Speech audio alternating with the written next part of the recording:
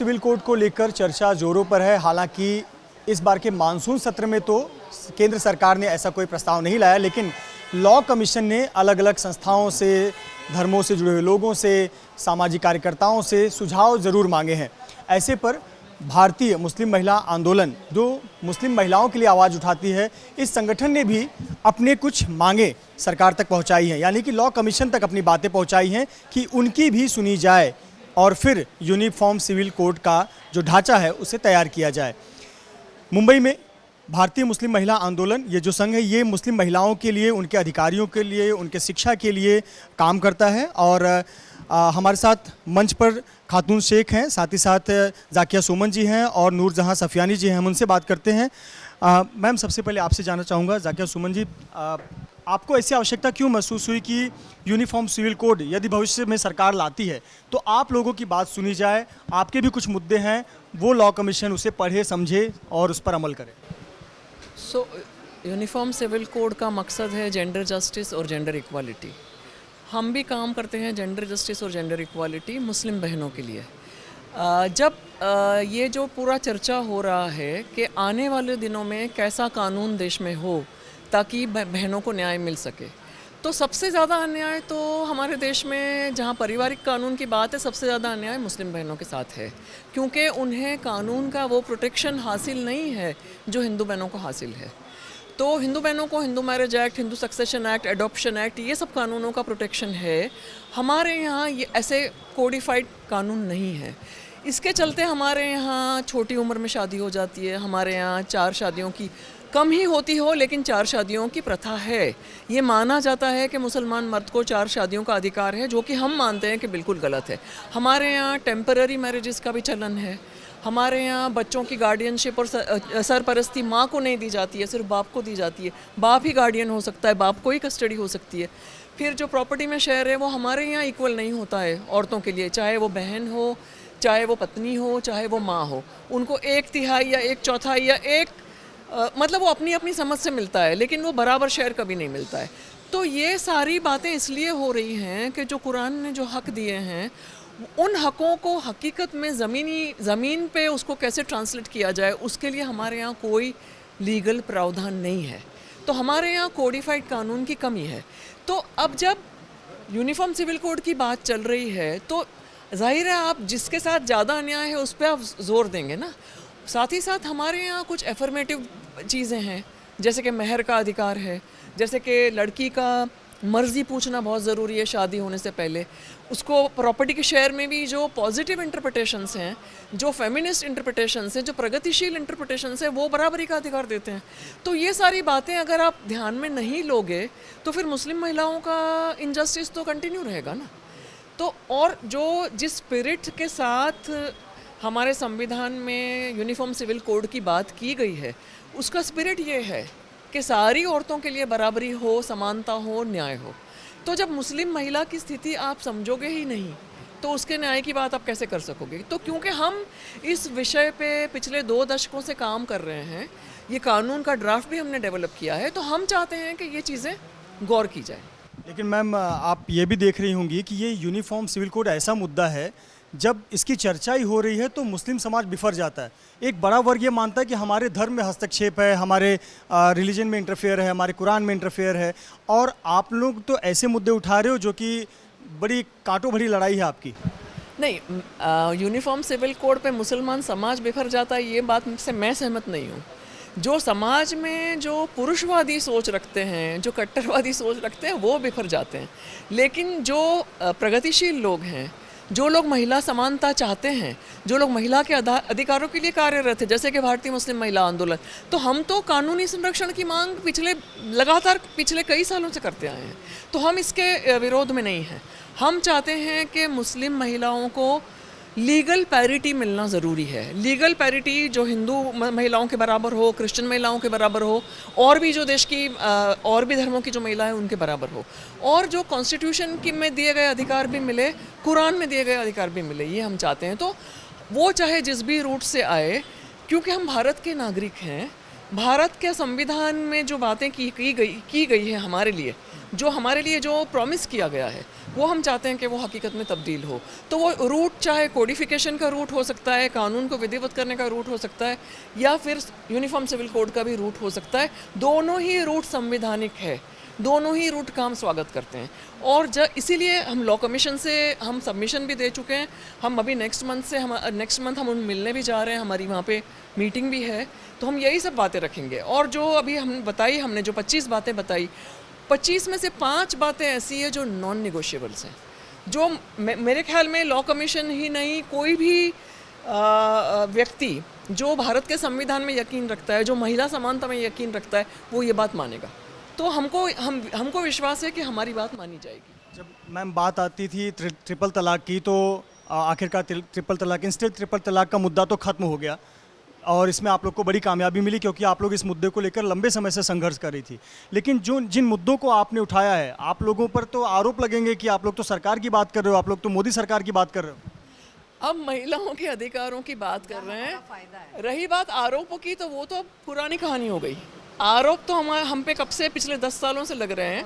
वो आरोप से हम रुके नहीं हैं, हम लड़ते आए हैं। जैसे हमारी सुप्रीम कोर्ट में जीत हुई, जैसे बॉम्बे हाई कोर्ट में हमारी जीत हुई हाजी अली मैटर में, वो मैटर फिर सुप्रीम कोर्ट में गया, वहाँ भी हमारी जीत हुई। हम सरकार का या किसी भी पॉलिटिकल पार्टी का एजेंडा हमें उससे मतलब नहीं है। हमें हमारे अधिकारों से मतलब है। हमारे अधिकार हमको कुरान ने दिए हैं, हमको कॉन्स्टिट्यूशन ने दिए हैं, और वो अधिकार लेने की लड़ाई हम लड़ रहे हैं। विरोध होगा, हम उससे नहीं डरते, विरोध से हम नहीं डरते। विरोध से नहीं डरते, क्योंकि यहाँ पर बात समान अधिकारियों की हो रही है। हमारे साथ नूरजहां सफियानी जी हैं, हम उनसे बात करते हैं। मैम, आप लोगों ने तो अच्छा खासा ड्राफ्ट यहीं पर तैयार कर दिया है। शादी है, तलाक का मामला है, अडॉप्शन, कस्टडी, गार्जियनशिप का मामला है और विरासत रख रखाव का मामला है। 25 मुद्दे आप लोगों ने जिक्र किए हुए हैं। पहले शादी पर जिक्र करते हैं। क्या मांगे आप लोग रख रहे हैं लॉ कमीशन के सामने? मुख्य बातें मुस्लिम महिलाओं के शादी के संदर्भ में क्या बातें रखें? जी, एक तो ये जो 25 मुद्दे आपके सामने हैं, ये पूरे एक ड्राफ्ट का निचोड़ है। मतलब जो हमने 8 साल लगाए वो ड्राफ्ट बनाने, वो पूरा ड्राफ्ट हमने तैयार किया है और उसमें से हम ये 25 पॉइंट निकाले हैं। और मैंने पहले भी बताया कि कई हज़ारों मुस्लिम औरतों के साथ, लॉयर्स के साथ, अलग अलग समाज के लोगों के साथ बैठकर हमने वो ड्राफ्ट तैयार किया है। तो ये जो आप 25 पॉइंट देख रहे हैं, ये मुस्लिम औरतों के मुद्दे हैं, उनके डिमांड्स हैं और उनकी जो तकलीफ़ें हैं उसको हम इसके ज़रिए ख़त्म करने की बात कर रहे हैं। तो जहाँ तक शादी का सवाल है, जो मुस्लिम कानून में जो बेनिफिट्स है वो एक मुस्लिम औरत को मिलने चाहिए। जैसे कंसेंट, एक लड़की का हाँ बोलना एक शादी के लिए, ये बहुत अहम कंडीशन है शादी होने के लिए, और वो मुस्लिम कानून का एक बहुत क्रूशल हिस्सा है। तो वो वो जो कबूलियत है उसको हम मानते हैं और उसको वो कंसेंट जो है वो क्लियरली लेनी चाहिए। शादी की उम्र की हम बात कर रहे हैं कि जो देश का कानून है 18 और 21 वो लागू होना चाहिए। जो prohibition of child marriage act है उसमें वो प्रोविज़न हो कि ये कानून जो है मुस्लिम समाज पर भी लागू होता है। तीसरी बात महर की, महर जो एक मुस्लिम औरत को शादी के वक्त में मिलना चाहिए, उसका एक हक है, उसके बिना निकाह नहीं हो सकता। तो जो समाज में प्रथा है कि छोटा सा अमाउंट, टोकन अमाउंट उसको महर मिल जाता है, तो हम ये कह रहे हैं, हमारे ड्राफ्ट लॉ में हमने कहा है और यहाँ पर भी हम ये कहते हैं कि कम से कम आदमी की जो होने वाला हस्बैंड है उसकी जो सालाना आमदनी है, एनुअल इनकम है, कम से कम उतनी तो उसको महर मिलनी चाहिए। क्योंकि अगर फाइनेंशियल सिक्योरिटी मकसद है महर का, तो वो छोटे अमाउंट से तो पूरी नहीं होगी। तो ये शादी को रजिस्टर्ड महिला काजी का भी जिक्र किया। जी, तो हमारे समाज में जो निकाह पढ़वाते हैं वो काजी होते हैं। तो सिर्फ मर्द नहीं या सिर्फ औरत नहीं, तो जो भी निकाह पढ़वाते हैं वो बहुत बड़ी जिम्मेदारी है उनके पास। क्योंकि उनको ये देखना है कि लड़की 18 से कम तो नहीं है, उनको ये देखना है कि लड़के की पहले कहीं शादी तो नहीं हो गई है, उसको महर उसकी दिलवा के देना ये काजी का काम है। It's a very responsible position. तो हम किसी को भी वो जिम्मेदारी नहीं दे सकते, राइट। तो अगर मैं काजी हूँ तो सरकार के पास मेरा पंजीकृत होना ज़रूरी है, चाहे महिला काजी हो या पुरुष काजी हो। दूसरा, भारतीय मुस्लिम महिला आंदोलन की तरफ से 20 काजी, महिला काजी हमने बाकायदा एक फॉर्मल ट्रेनिंग के ज़रिए हमने तैयार किए हैं। तो उनको मान्यता देना भी सरकार का काम है, क्योंकि महिलाओं के नज़रिए से जब मज़हब के काम होंगे तो महिलाओं को अधिकार मिलने के चांसेस भी बढ़ जाते हैं। तलाक का भी मामले का आपने जिक्र किया हुआ है कि कुछ 5 बिंदुओं का जिक्र किया है, मुख्य बातें क्या हैं ड्राफ्ट? एक तो 3 तलाक का जो कानून आया उसमें हम देखते हैं कि बहुत उसका फ़ायदा हुआ है कि आज 3 तलाक तकरीबन नहीं के बराबर है। लेकिन तलाक का तरीका क्या होना चाहिए, ये भी बात हमने सरकार को बहुत पहले हम दे चुके हैं एक ड्राफ्ट के। तलाक कैसे नहीं होनी चाहिए आप ये कह रहे हो, बहुत अच्छी बात है, लेकिन तलाक कैसे होनी चाहिए इसका भी एक कानून बनना चाहिए। और उसमें जो मुस्लिम कानून में जो अलग अलग तरीके हैं जो खासकर औरतों के फेवर में जाते हैं, जैसे खुला का एक तरीका है, फस्के निकाह का एक तरीका है, ये सब डिवोर्स बाय म्यूचुअल कंसेंट है ना, मुबारक का जो तरीका है, ये सब चीज़ों का भी समावेश होना चाहिए। जो अच्छी बातें हैं मुस्लिम कानून की, उसका फ़ायदा मुस्लिम औरतों को क्यों ना हो। बच्चों के अडॉप्शन गार्जियनशिप को भी लेकर आप लोगों ने मुद्दा उठाया, क्या है मुद्दा? कस्टडी को लेकर हमारा ये कहना है कि जो नेचुरल गार्डियन, मतलब एक जो माँ होती है वो नेचुरल गार्डियन मानी जानी चाहिए। आज ये समझ है कि बाप जो है, father is the natural guardian. हम ये कहते हैं कि वो प्रिंसिपल बहुत ज़ाहिरी तौर पर अनइक्वल है ना, डिस्क्रिमिनेटरी है कि माँ जो पैदा करती है वही नेचुरल गार्डियन नहीं है। तो हम ये डिमांड करते हैं कि Muslim mother is also a natural guardian. और जहाँ तक बच्चों की सरपरस्ती का सवाल है, वो कोई ऑटोमेटिक नहीं होना चाहिए कि ऑटोमेटिकली शौहर को या एक्स हस्बैंड को बच्चों का अधिकार मिल जाता है। बच्चों की भलाई किस में है, बच्चों की मर्ज़ी कहाँ पर है, ये जो 2 प्रिंसिपल्स ऑफ कस्टडी है वो उसका समावेश होना विरासत को लेकर भी आपने मुद्दे उठाए हैं कि विरासत का प्रारूप क्या होना चाहिए? विरासत के कानून को लेकर हम कह रहे हैं कि जो कुरान में प्रावधान है वो लेने चाहिए। और मुस्लिम ज्यूरिस्प्रूडेंस में जो हिबा का एक तरीका है, गिफ्ट डीड, कि आप इक्वलाइज करने के लिए आप वो प्रावधान भी इस्तेमाल कर सकते हैं ताकि आपके बेटे और बेटियों को बराबर का हिस्सा मिले। तो इक्वल इनहेरिटेंस राइट्स की हम लोग बात कर रहे हैं। जब इन 25 बिंदुओं को हम देखते हैं, और एक होता है कि नागरिक सरकार से मांग करे और सरकार से अपेक्षा रखे कि उसकी मांगें मानी जाएंगी, आप लोगों के सामने तो लड़ाई दोहरी है। आपको समाज से भी लड़ना है, समाज के भी उन पुरुषवादी लोगों से लड़ना है जो नहीं चाहते कि अब तक बदलाव हो, और सरकार के सामने भी आपकी बात मनवानी है। कानून तो सरकार ही बनाएगी, तो हमारा जो पूरा रुझान है, जो हमारी डिमांड है, वो सरकार की तरफ है। तो समाज में हम इतने सालों से काम कर रहे हैं, मुस्लिम बहनों के बीच में काम कर रहे हैं, मुस्लिम बहनों की तकलीफ़ें हमारे सामने हैं, हम खुद मुसलमान बहनें हैं, इसे हमें पता है कि क्या तकलीफ़ें हैं। तो वो अनुभव और वो एक्सपीरियंसेस, वो जो मुसलमान औरत चाहती है, वो ऑलरेडी हम कैरी कर रहे हैं। जहाँ तक कानून का सवाल है, सरकार कानून बनाएगी, हम इस देश के नागरिक हैं, तो चाहे जो ही सरकार आए हम सरकार के पास जाते रहेंगे, क्योंकि कानून तो संसद बनाएगी और संसद के पास जाए बिना कोई उसका इलाज नहीं है। जब भी धर्म का मामला आता है तो सरकारें बड़ा सोच समझ के फूक फूक कर कदम रखती हैं कि भावनाएं आहत ना हो या किसी के धर्म में छेड़छाड़ ना हो। आपने देखा कि ट्रिपल तलाक के मामले में कितना ज़्यादा आप लोगों को भी संघर्ष करना पड़ा।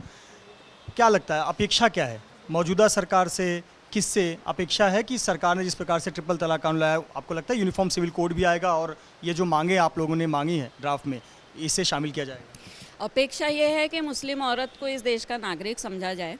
और जो मैंने अपने बातचीत में भी रखी थी कि 2037 तक अगर कोई पारिवारिक कानून मुस्लिम समाज के लिए नहीं आता है तो एक पूरी सदी निकल गई है जिसमें मुस्लिम औरतों को फैमिली के अंदर, परिवार के अंदर उनके हकों की हिफाजत नहीं हुई है। मतलब टुकड़ों टुकड़ों में कानून आ रहा है। ट्रिपल तलाक के कानून के वक्त भी हमने सरकार को कहा था कि ये प्रैक्टिस बैन होने के साथ साथ क्या प्रैक्टिस होनी चाहिए, इस पर बातचीत हो। तो मुस्लिम औरतें कब तक इंतज़ार करेंगी? आप टुकड़ों टुकड़ों में जैसे हम एक दे देते हैं वैसे आप कानून बना रहे हो। हमें कॉम्प्रिहेंसिव लॉ चाहिए ताकि ये सारे मुद्दे एक साथ इकट्ठा एक कानून के ज़रिए ख़त्म हो, ताकि कभी तो एक ऐसा वक्त आए जब मुस्लिम औरत ये कह सके कि we are protected by law. बहुत बहुत शुक्रिया हमसे बात करने के लिए आप सभी का। भारतीय मुस्लिम महिला आंदोलन, ये महिलाएं जिन्होंने अपनी बात रखी और 25 मुद्दों को सामने रखा है और मांग की है लॉ कमीशन से कि उनकी बातों को भी सुना जाए और जब भी यूनिफॉर्म सिविल कोड का ड्राफ्ट तैयार किया जाए तो उनकी बातों को भी सुनकर उस पर अमल किया जाए। कैमरामैन धर्मेंद्र पांडे के साथ मृत्युंजय सिंह, ABP न्यूज़, मुंबई।